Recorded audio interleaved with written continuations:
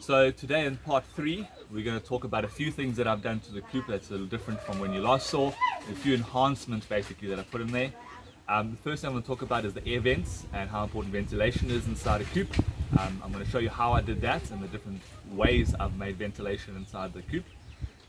The second thing is perches. We put perches inside the run where they can play around and sit outside. Also inside for them to roost at night when they fall asleep. We've also put some inside there. So I'm going to show you how I fitted those on and how I supported it to make sure that it was nice and strong and sturdy. What else was I going to do? Oh, I also added hanging feeders and hanging waterers for them, which was a nice enhancement from what I last had, which was bricks, which was totally covered in poo. Now they just hang and they're fine. They drink from it, no problem, no poo. It's a lot cleaner, less mess, less fuss. So the first part we're going to talk about are the air vents. So as you can see over here, we put air vents at the bottom. We've also got one around here, which I'll show you later. And how we did this is we marked out the size we needed. We drilled a hole in each corner, and big enough for the jigsaw to go through. We did it for all of them. On each corner, opposite corner, we drilled a hole, and we stuck the jigsaw inside there, and we just cut around.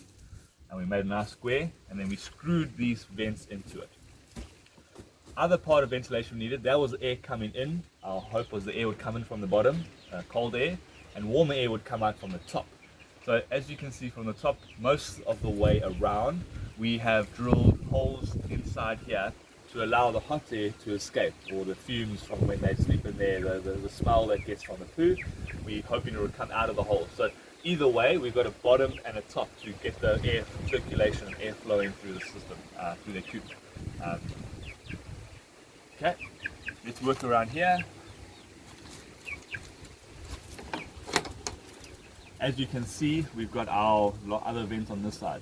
We try to stay away from putting vents at the bottom on this side because this is where we're hoping where they're going to be laying the eggs, and they like a lot of dark and like a lot of enclosed safe space. So if there's too much light there, from research said that they wouldn't probably be comfortable and wouldn't lay as nicely. So we try to keep the bottom side here nice and closed up where possible. So come on around here, I want to show you. We've got our girls in here already, as you can see. One is already on our perch.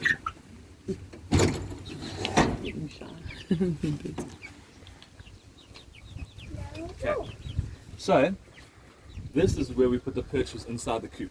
Alright, so what we needed to do is we didn't have any supports over here. So I just cut a nice piece of wood over here and I mounted it to the frame just to give it some form of stability for the perches to go this side. What I did is I measured the length from the inside of this piece of wood to the inside of that wall over there, and then we cut 3 perches for them. When we put them in here, we drilled this side, and then we literally went to that side of the coop, and we literally drilled straight to the wall. There's no frame over there or anything that can support it, so I thought it would be a lot easier just to drill straight into it. So they're not really that heavy. We've only got like 5 or 6 chickens, so the weight would be dispersed enough over these 3 perches to be okay. So that's the one addition we had, and as you can see on the inside, we've got holes all around the top, which will be the nice ventilation that we need for them. The box, just so you know, I put the box in here. Just when they're a little bit smaller, they are able to jump onto the box and jump in there. But now they can just fly. But as you can see, we've got the smaller ones which need to learn how to do that. So they can say they love their perches. No? The vents inside look like this. We screwed from the outside in to hold the vents to the door, and we've got them all the way around here. So we screwed all of them inside. The thing we've added to part 3 into the coop is a swing. So as you can see, there's only one of them like at the moment, but we got a swing on that helps. It's like a perching swing, which the chickens love. Well, that one loves a lot. We're hoping that the other ones would start enjoying it as well. But that's one of them. The other thing is we added a perch here. A very handy place, I might add. It doesn't block you from coming in to get into the food and the water. It's actually on the side where they climb up, so they can run up the ladder and they can jump onto here whenever they want. What I've noticed is when they come out of here, like this one might do, they come out here and they jump on the perch and they move up, and all four of them sit up here in the morning. So yeah, come. So with the swing as well, what we've done, I put on hooks. So when it's in the way, I'm able to move it out the way when I want to do cleaning or whatever the story is, and I put it onto another hook on this side, and now it's free for you guys for us to go in and start cleaning. So that's one change I made.